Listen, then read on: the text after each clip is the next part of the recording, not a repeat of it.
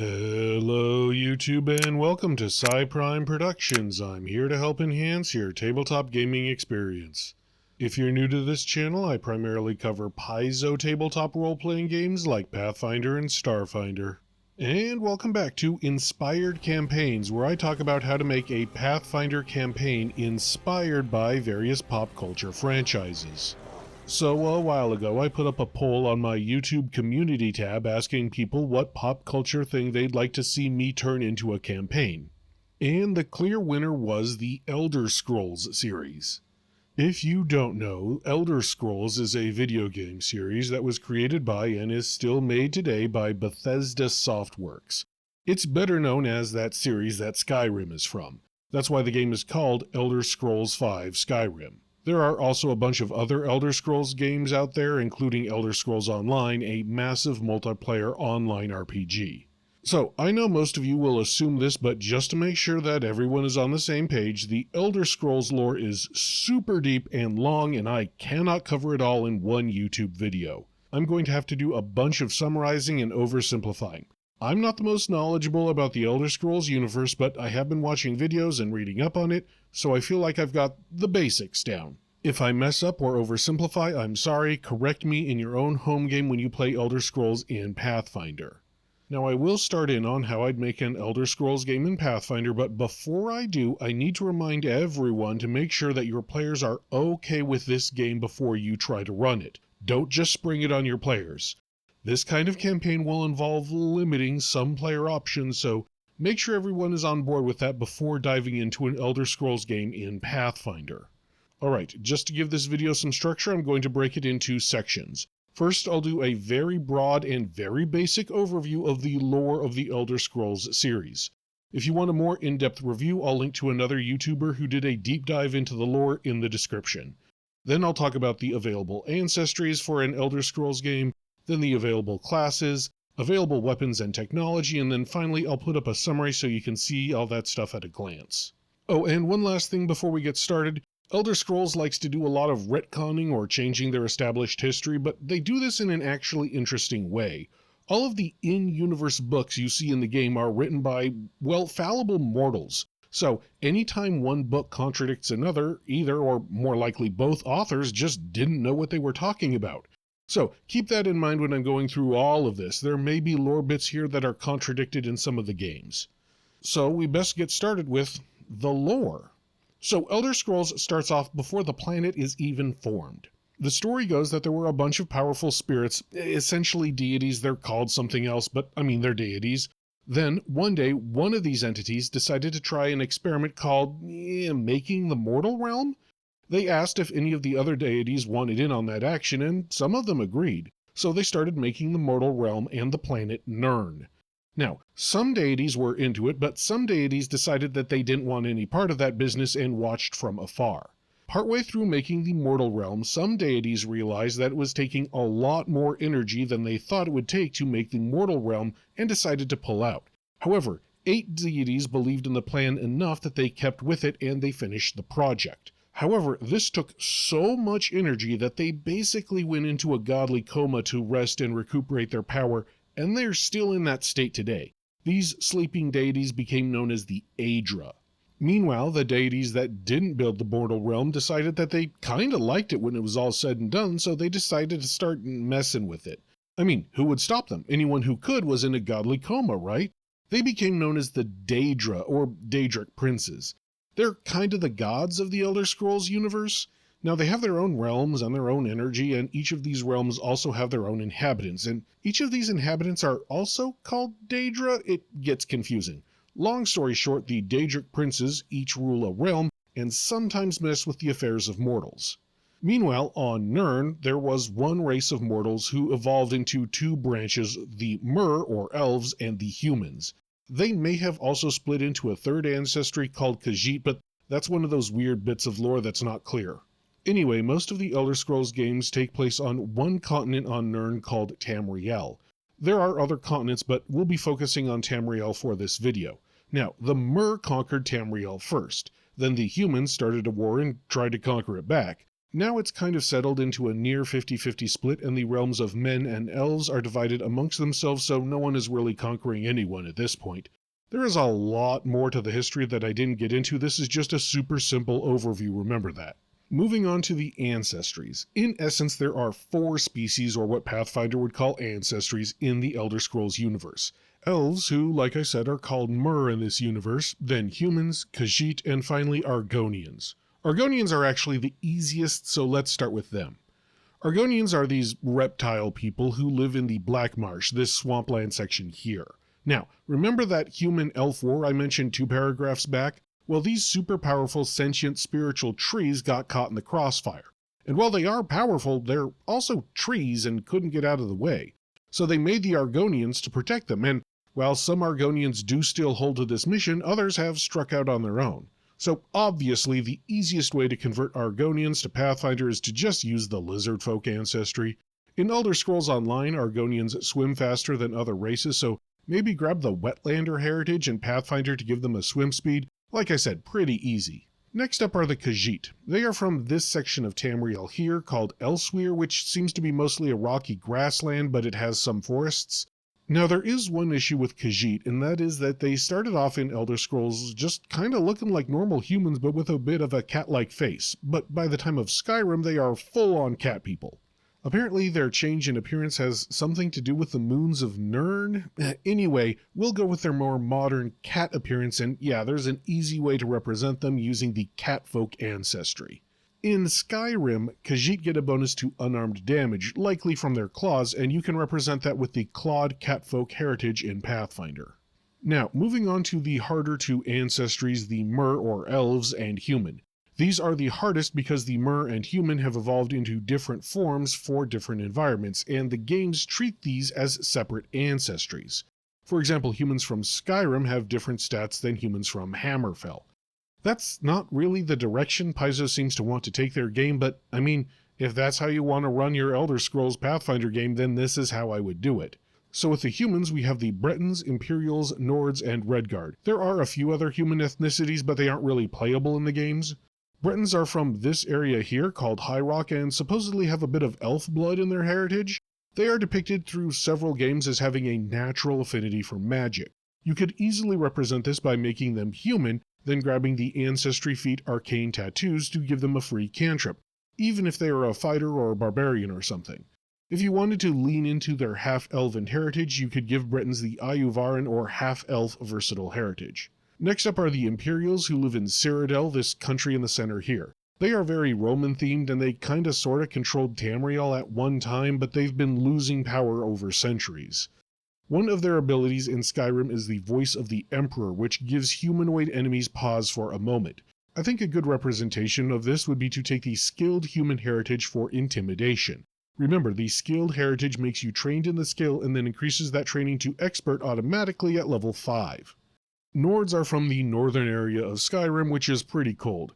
They have a very Norse-themed culture, and in many of the games they come with a natural cold resistance. This is super easy to do in Pathfinder, just represent them with the winter-touched human heritage, which gets them cold resist. Easy.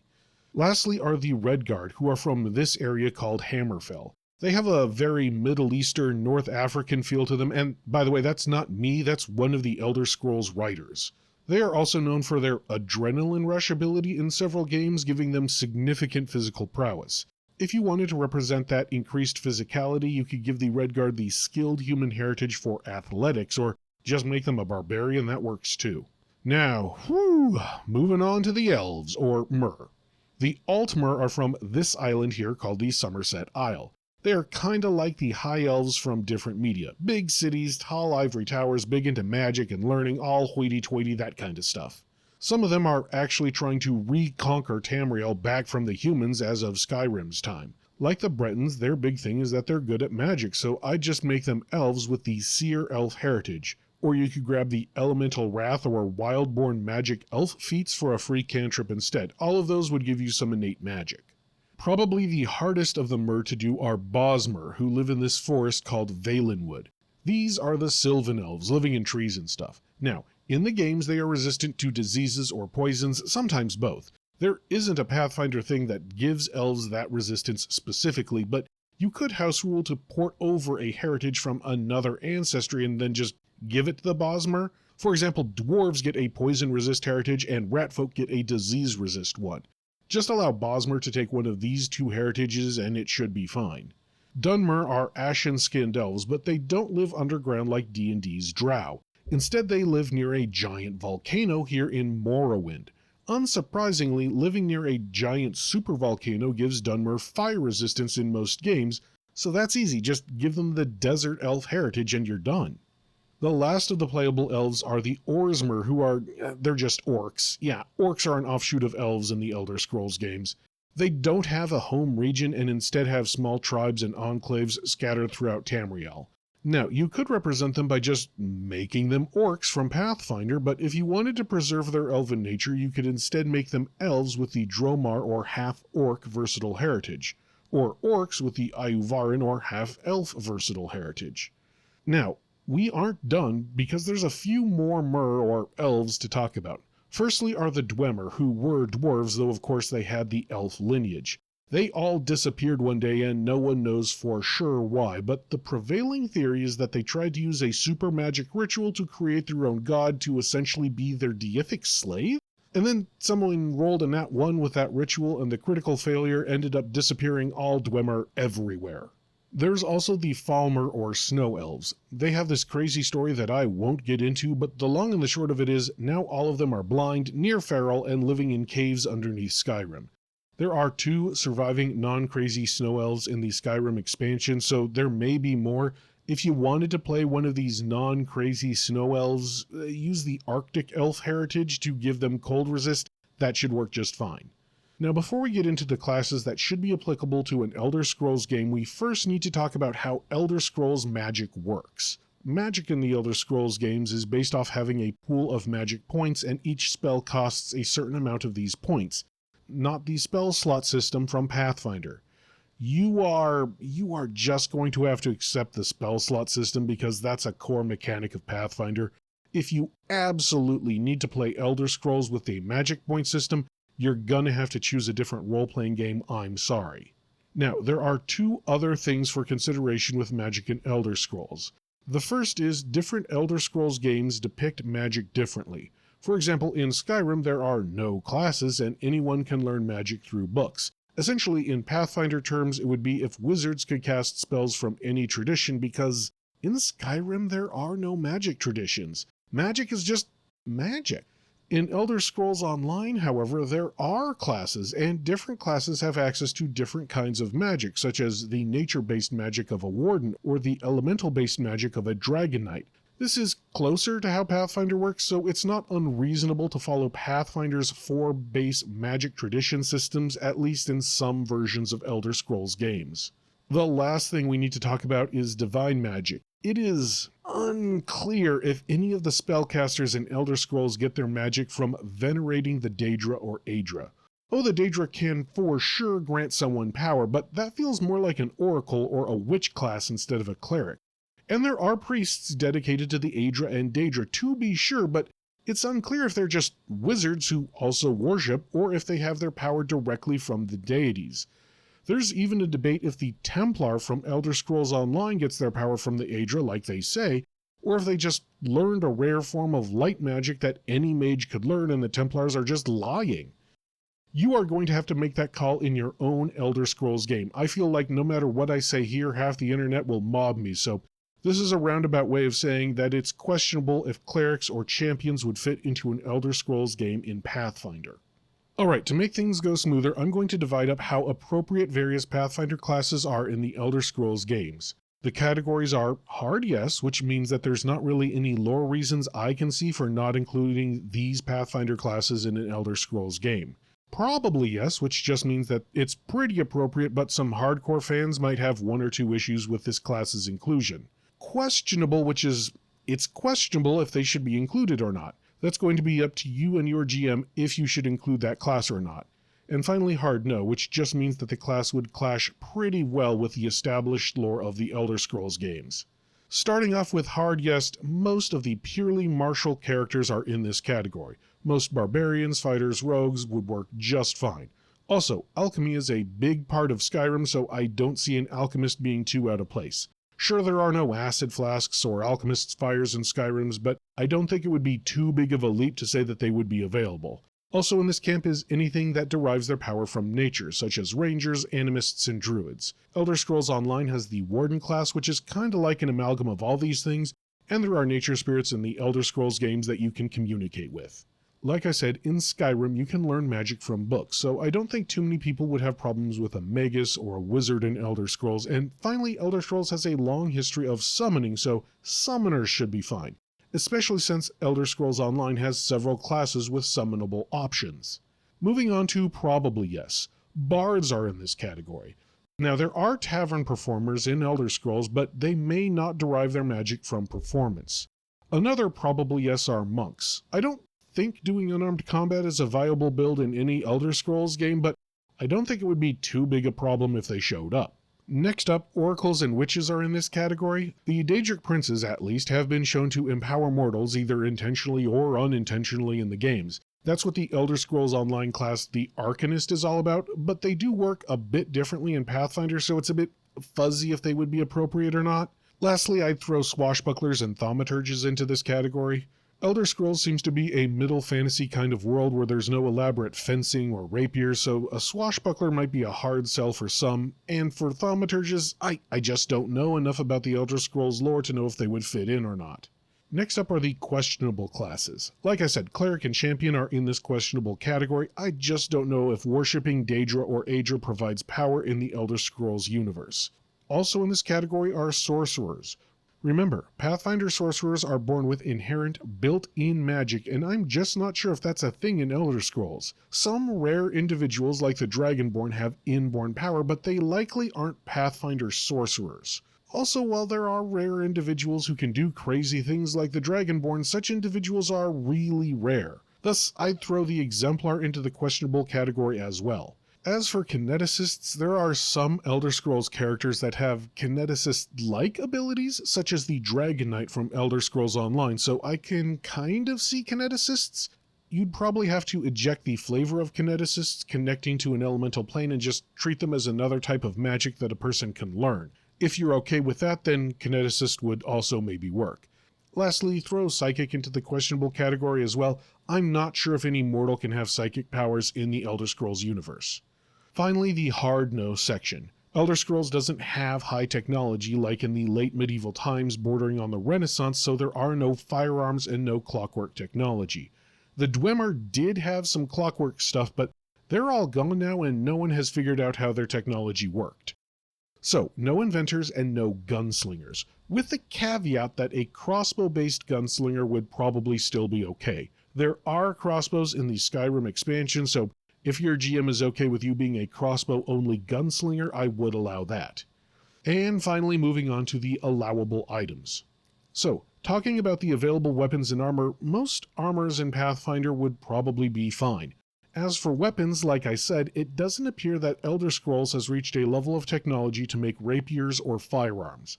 There are katanas reframed as swords used by a secretive group called the Blades, and while things like flails or warhammers don't show up, I think they would be fine.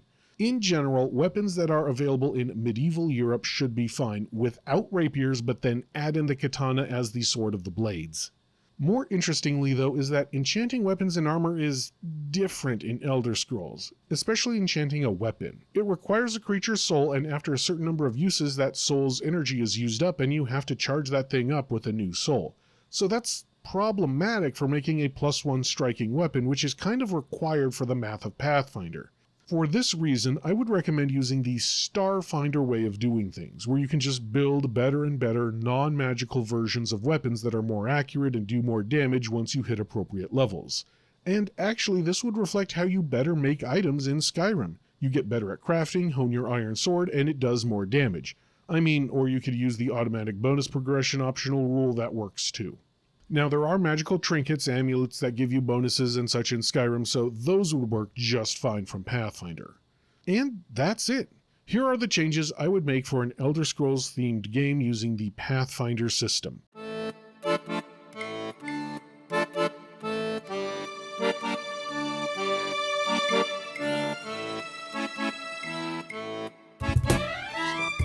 Let me know what you think in the comments below, and while you're down there, make sure you like and subscribe. That tells not only me, but also YouTube that you like this kind of content and would like to see more.